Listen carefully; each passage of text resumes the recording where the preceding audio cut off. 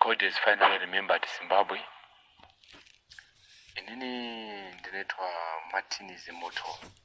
And handitye kutaura kuza tatopedza navo. And tatopedza pana wandinotya zvana china masa zvekutaurisa izvi. Maybe this is my first appearance in the public after 2017. We are done with the ZANU PF leadership. We are done with ED. By Monday, by next week, you are going to see my changes.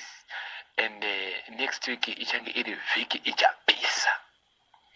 And ichapisa.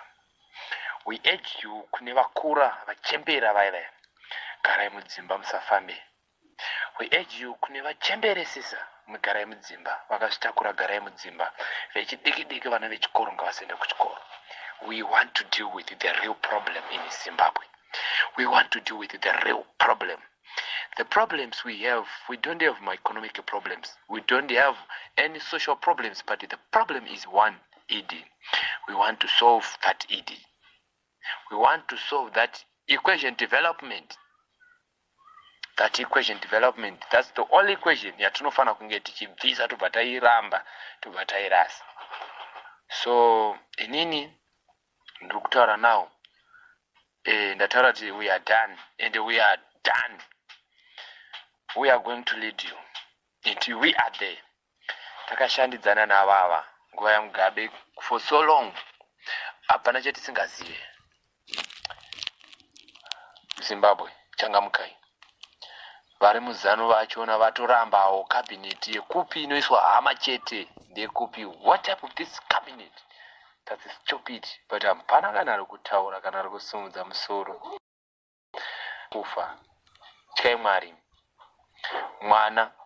Mwana makorokoto mama maitwa minister, makorokoto baba maitwa minister, baba maita president, makorokoto baba makavhoterwa. Vanongoti it's our time to shine. Kokwenyu makorokoto makavhota. Tinoti kudii wakavhotera for nothing. Kutovhotera ZANU PF. Nyika ino haisi kuzotongeka. We are coming.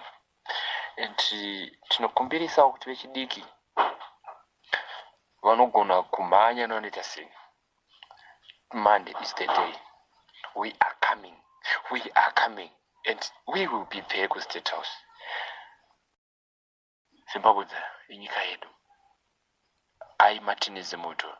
Tinobva kumasvingo kumwe chete koko naye ED mbavha na president vachamisa. But it's only because I was in America for about 13 years in America. Then ndakadzoka ku Zimbabwe. The situation yangodeyo. So, and my aim in America was for change. And I have come with my boys. Meet my boys on Monday. We are going to crush Zimbabwe into bags. We don't fear anyone. We are going to cause instability in Africa. Southern Africa, it will be a history. SADC will be a history. ZANU PF will be a history. We don't fear anyone. We want Zimbabwe. Zimbabweans, their freedom matters. Their lives matters. Not Emerson Dambudzo Mnangagwa's life. Zimbabwe is now Zimbabwe for ED. We don't tolerate anything about